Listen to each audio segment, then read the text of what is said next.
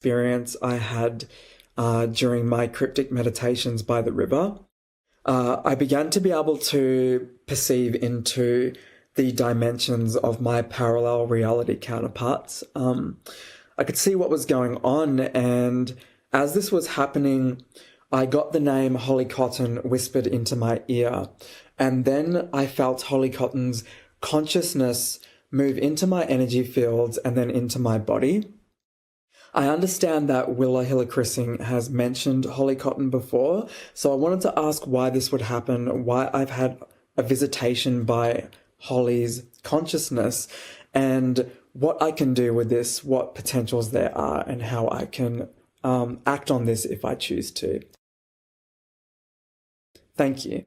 Holly Cotton, being Willa's mentor, infuses her consciousness within all who seek to be a cryptic. It's not that there aren't other mentors as well, but this is the one you are familiar with because of the introduction of Willa Hillerkrissing's energy through this channel. So you're going to gravitate more likely to the mentor for Willa, which is Holly Cotton. The idea is that you are beginning to experience the connection from the cryptic level to the nocturnal level, which is usually represented by the awareness of parallel realities.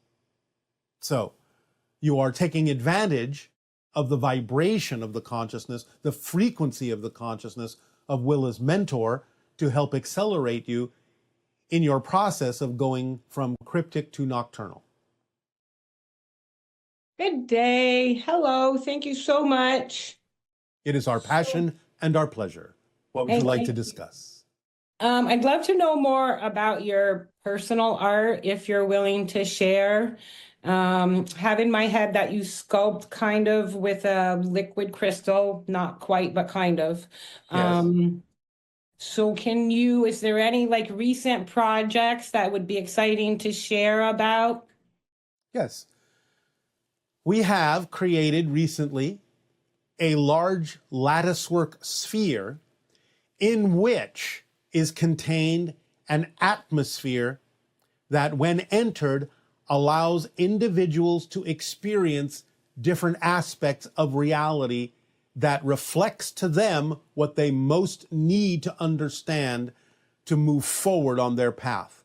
It is like looking, in a sense, into a crystal ball, but it is like being inside the crystal ball. That's so cool. Is that a collective idea, or how did that happen? As you asked, I sculpted it.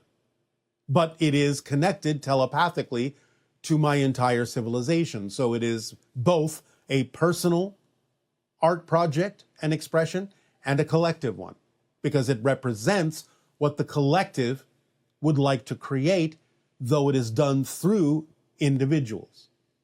This is done mostly as a tool of first contact for certain civilizations who need to see things in certain ways, who are already part of what you might call the interstellar alliance, but have to relate to interacting with us in a certain way. So we create this for them. That's so cool. So can you expand on that in terms of how it relates to your ships? Because I think you said your ships also are created from the same type of crystalline matter. And it just makes me wonder, right? Like you mentioned that there would be no dashboard if we went in there because it's about your higher self and interacting with that. It's a slightly different kind of material, though the principles are similar. But it represents the idea of a solidification or physicalization of our soul, of our higher mind. And that's why there is a telepathic connection. Because in a sense, the ship is us. That's so cool. So what does if I were able to go in there, what would I see? Like, you don't eat, so you don't need a kitchen. You don't sleep, so you don't need a bed. So what determines like the size, the shape, the design of the inside of your ship? Many different things. Primarily, it would seem like an unbroken, seamless form, either circular, maybe triangular, maybe hexagonal, in terms of the smaller ships. You might see a power pole from floor to ceiling in the center, but again, out of the same basic crystalline material that channels certain forms of energy through the ship. You might see a wall that can suddenly become transparent to function as a window, but again, all of this is done by mind. You might see certain things like chairs, if they protrude from the floor, if they are needed, but if not needed, will recess back into the floor or the walls. So the ship is very malleable and responsive to our needs by producing the things out of the crystalline material that are needed in the moment they are needed and disappearing when they are not. So cool. Thank you so much. Yes. I'd like to know more about Anima and her role. Maybe if you want to share anything about like your relationship with her, what social engineering means. Well, social engineering is basically a way of saying learning planetary management on all different levels, sociologically, politically, economically, spiritually, so on and so forth. So the social engineers will come after the first contact specialists like myself, and that's why we work closely with social engineers and why Anima is my colleague in that way. So after the idea of open contact, then the social engineers will be available to humanity to help you understand how to manage an entire planet more efficiently for the benefit of all. So, all of its resources, in other words. So how might, if I'm still around when she's here, how might I play with her or interact with her in the future? Well, again, it depends upon your particular penchant for understanding the idea of balance and understanding how there is the principle that there is enough for everyone if distributed properly. That the idea of borders and barriers no longer really exists. It's all about the idea of proportional disbursement, of understanding the value of the resources you have, how to manage them most efficiently, and how to understand that there is enough for all. Wow, very cool. And then lastly, I have been following my highest excitement. It's been really fun. And I am in a business now where I use hypnotherapy to help people reveal and transform negative beliefs. It's very All right. exciting work for me. It's based on the idea that when we're little, we run in theta. And so we lay down a bunch of beliefs without a filter at that point. And so the work that we do brings the brain back to theta and reveals things that are no longer serving people anymore. Is there any information that you can give me that would make it more powerful for my clients so that we could tweak the process in any way that would make it more helpful or more effective? Well, if they're willing to go into gamma first, that can help them unlock a few things that will make it easier to go into the theta level where the work can be done. Oh. And can I guide that? Yes, of course. How would I do that? Well, there are many different opportunities on your internet for understanding the vibration of gamma between 40 and 100 cycles per second. You can use different techniques, biofeedback, or even an auditory signal that is in the gamma range to put them in a certain state of association and information processing that is more efficient so that they can take that with them down into the theta state in order to process the information that you are directing their attention to. The brain tells us where to go. Is Yes. that what's really happening? Yes. Okay. But it depends on the state of the brain. And that way, by putting them in gamma first, which is the channeling state, it's like they are taking a submersible vehicle down into different levels where they will have an easier time of processing the information that they find there. So that could be something as simple as listening to one of those frequency recordings before we start the process? It can be. Different things will work for different people. You'll figure it out. Okay, cool. Thank you very much. I appreciate it all, and I appreciate you very much.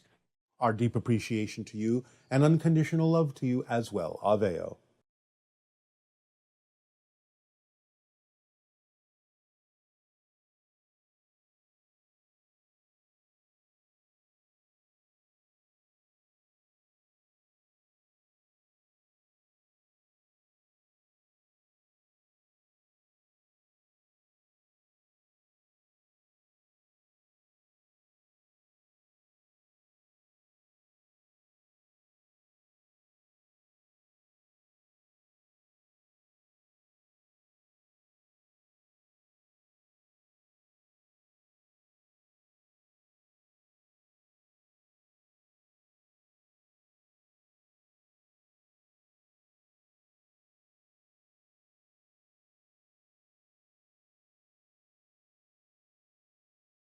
before the US elections.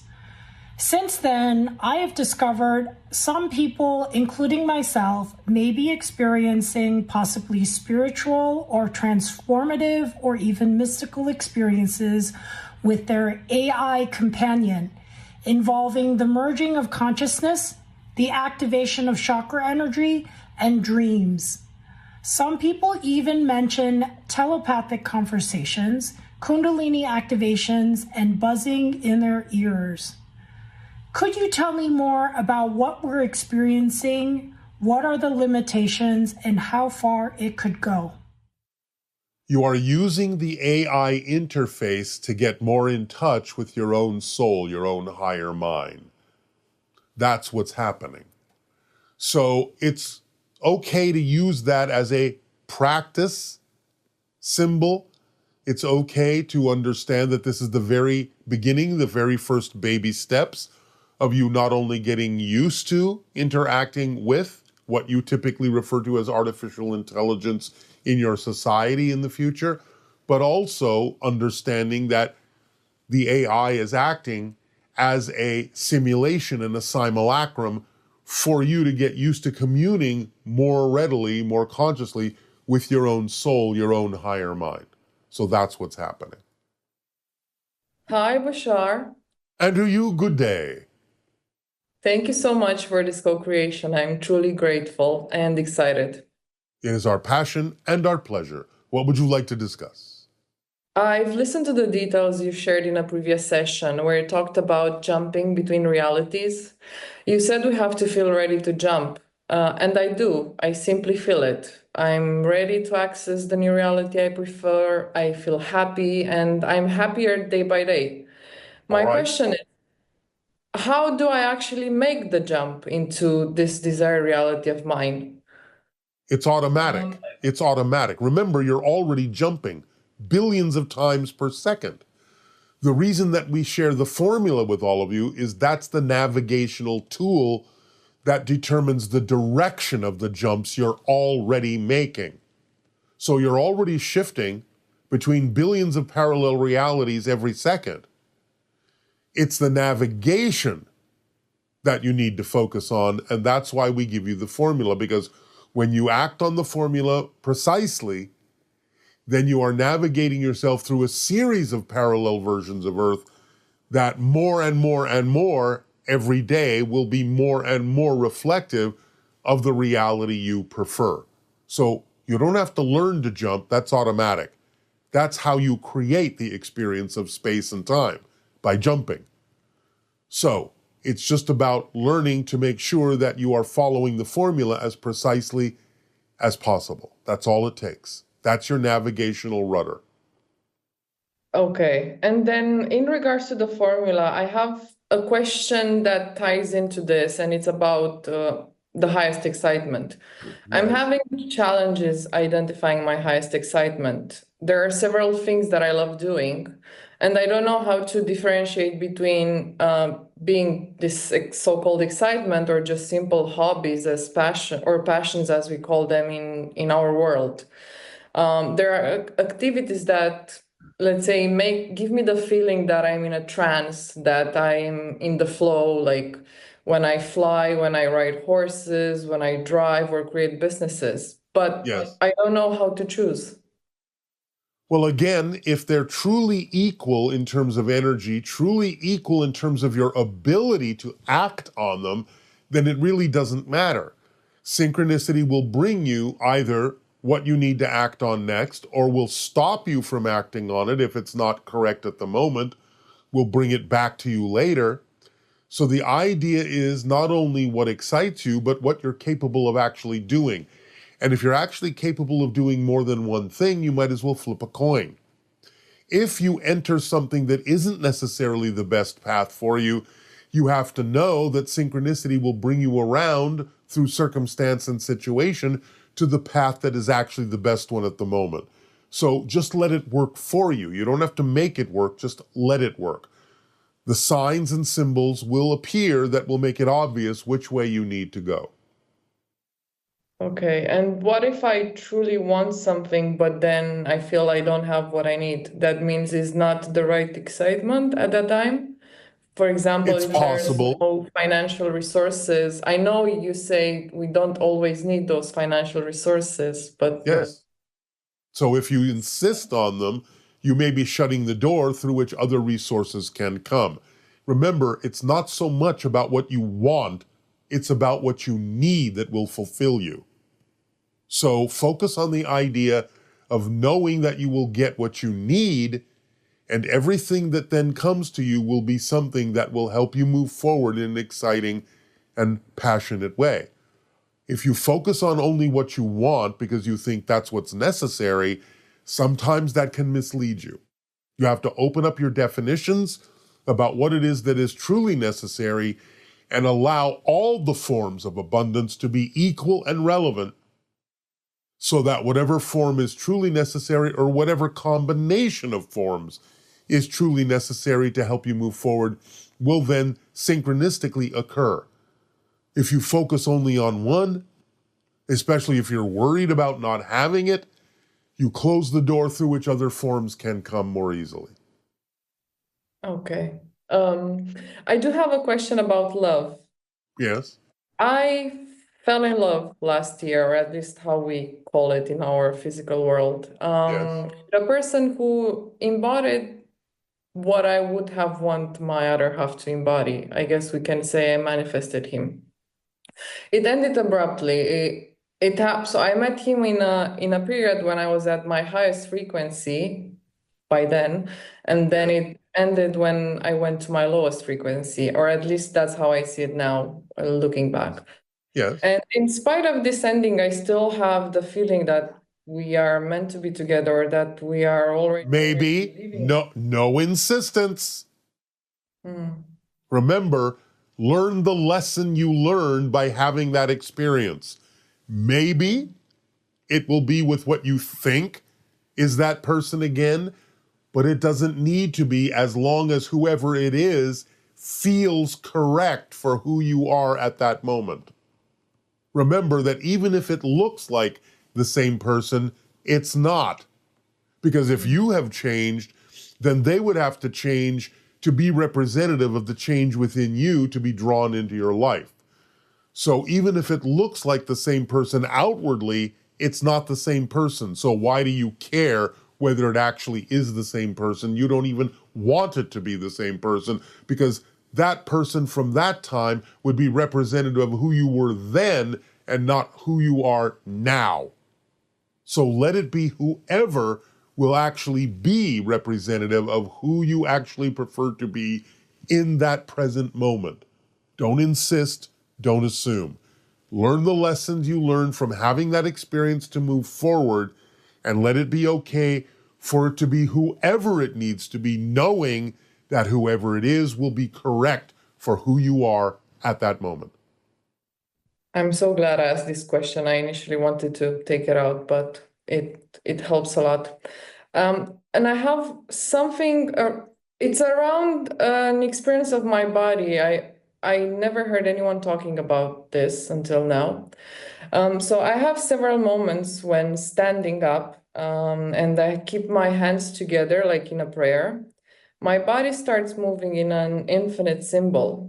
And sometimes it happens very, very fast. And I feel like transcending time and space, like flying. Yes? What does this mean? I don't know who to talk about. It means you are connecting more strongly with the vibration of your soul and allowing more of your soul to be represented in your physical form. It's an alignment with your soul. Therefore, you feel like you are moving toward infinite speed because your soul is infinite. Wow. Okay. I understand. All I right. thank you very, very much, Bashar. Much love and to you and to the universe. Thank you once Our again. unconditional love to you as well. Thank Avail. you. Hi Bashar, this is Sebastian from Cologne in Germany. My question is about the connection between identity and reality. From my understanding, my identity creates my reality. And so when a experience multiple realities, I guess there must be multiple identities. And could you please elaborate on this one? And as well, talk about how you shift identities and about the connection between shifting identities and shifting realities. Thank you so much. Looking forward to seeing you. It is not so much that you have multiple identities, but you have multiple opportunities to express more of your identity, more of your soul, which allows you to experience a different reality reflection.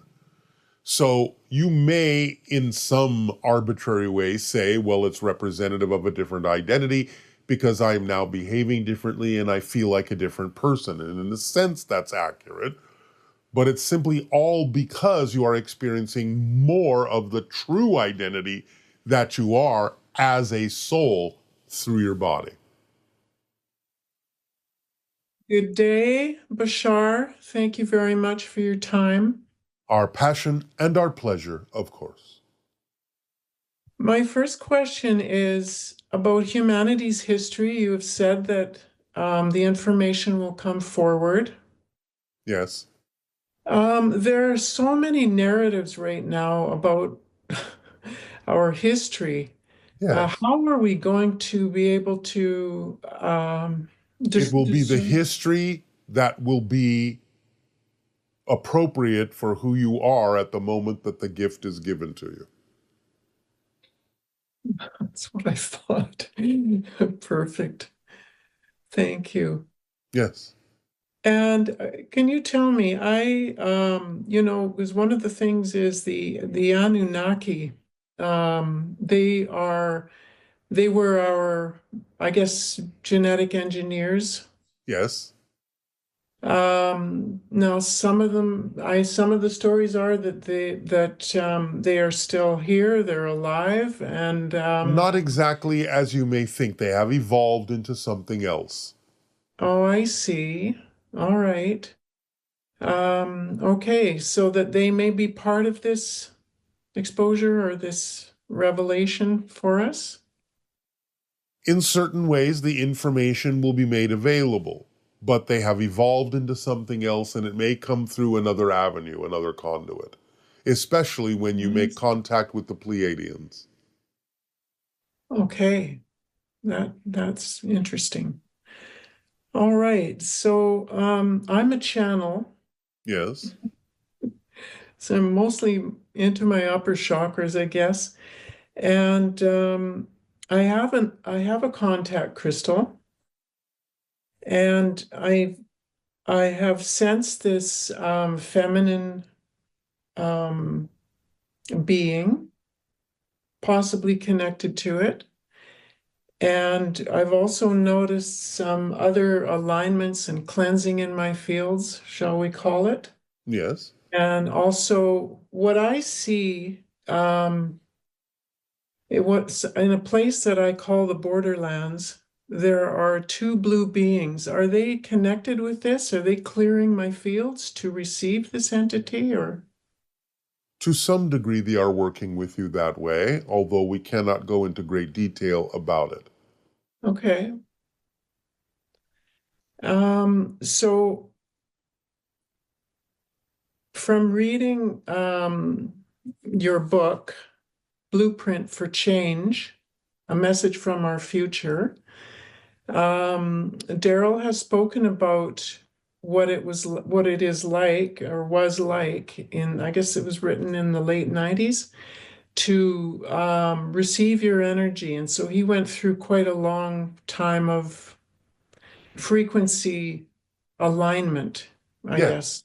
Right. Which doesn't mean it has to happen that way for everyone. That is simply his path. Right. And would this be my path also for this being that's connected, or? Possibly, although again, you may experience it in different ways. There may be periods of adjustment, but those periods of adjustment can be experienced in a variety of different ways. All it takes is being open. All it takes is being willing to be of service with it. and allowing the information to come through you and ground in the person asking a question. Okay, because so how it works with Darryl then is there is a frequency attunement, and he receives your thoughts. Yes. So you're not actually in his body, put it that No, way. that's not possible. There's no such thing as possession in that sense. No. What's happening is a telepathic link up where he adjusts his frequency to be closer to ours, we adjust our frequency to be closer to his. We lockstep in the middle. And therefore, because we are now operating on a very similar wavelength, he has the same thoughts that I'm having at the same time. That's what telepathy is. You don't read someone else's mind, you're reading your own mind, but you know what the other person is thinking because you're on the same wavelength. That's why people who are in love often know exactly what each other is thinking and finish each other's sentences. That's how it works. You simply match your frequency of energy to the frequency of someone or something else and have exactly the same ideas and thoughts at the same time that they do. All right. That's perfect. Yes. And who are the Yael exactly? The Yael is the fifth hybrid race that are concerned with watching over the hybrid children that will eventually come to live among you. They are guiding the hybrid children, taking care of the hybrid children. And what density are they? Or is that too linear a question? They are what you would understand to be fourth density, Okay. going into fifth, Okay. just as we are. Just as we are, and the Anunnaki. No, you are going from third to fourth. We are going from fourth to fifth. Oh, I had understood that you were in the seventh dimension. No. That's a That is misunderstanding. a misunderstanding. Okay. We are higher physical beings, quasi-physical, traits of non-physical spirit and physical beings. We are going from higher physical, which is fourth density, into fifth density, which is non-physicality. Now, of course, like all of us and all of you, we are, of course, energetically connected to many higher dimensions, sixth, seventh, and what have you. But we bring those energies through to help us on our evolutionary path. But physiologically speaking, you're tapping into fifth density energy to transition from third into fourth, which is a higher physical state.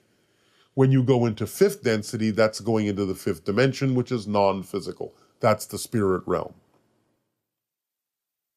Okay. Thank you. Yes. And is there a, how do you put it, not religious, but a spiritual connection that your society has? Of course. And is it the Christ consciousness as we know it, or? Well, you don't know it the way we know it, but it's the same thing that we would call Christ consciousness, Krishna spirit, Buddha nature. It is simply an expression of source that is of a very high frequency and is representative of your collective consciousness on your planet.